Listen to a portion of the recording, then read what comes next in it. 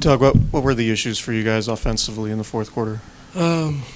We just have to be disciplined and make sure that we're getting into something. But even so, like if you're telling me Keon's going to get 2 wide open looks right there, I'm like totally living with that. Like we missed some layups, some different things. So it's not like issues. I think getting us organized and just making sure that we get into something with proper spacing, regardless of what it is. These guys are good enough to execute at a high level. They move the basketball. They find open guys, especially tonight. The compete level extremely high, and you got to make shots, and we didn't make shots in that area. So.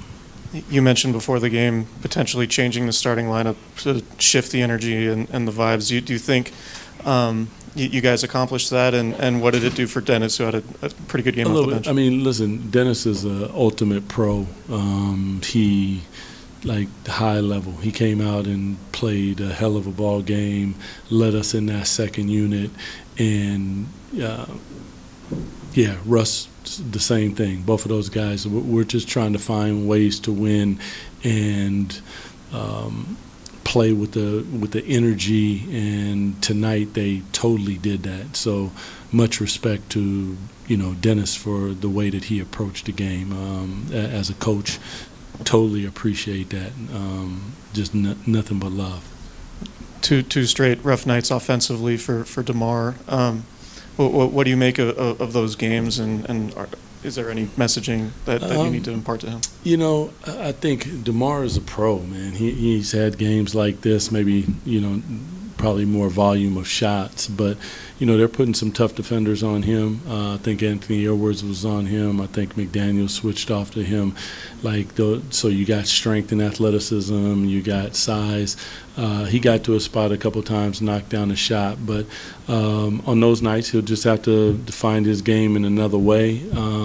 But yeah, he's a pro, so you know what he's going to do. He's going to get back in the gym. He's going to continue to work it, and we need him to be obviously better, but he already knows that. Nothing that he doesn't know. With Edwards scoring 17 in the third quarter, it looked like he was hitting some tough shots. How'd you feel about how you guys were defending him in the third? More than anything, it's really about defending without fouling, because I believe they got to the penalty early. Like, Keon's contest, and then he just nips him on the elbow. Like, those are things we talk about it, we show it, but you have to execute it in those moments. You have to find a way to, listen, shot profile is, those are shots above the break threes contested, mid-range shots that are contested. Those are shots that we're actually willing to live with. So when you get them into the position that you want them in, you don't reward them by fouling them. So we just got to be more disciplined, but the guys' focus, their intensity, everything across the board for them to respond the way that they did, we will be trending in the right direction. We just got to, you got to finish 48 minutes, and they will. I know there are no moral victories, but you mentioned how happy you were with the compete level. What's the messaging after a game like this? Well, you're happy with the compete level, but obviously not happy with the result. It has to be the ability to continue to support my brother, to continue to grab them. It's a rocky time, and we're finding our way in a lot of different ways.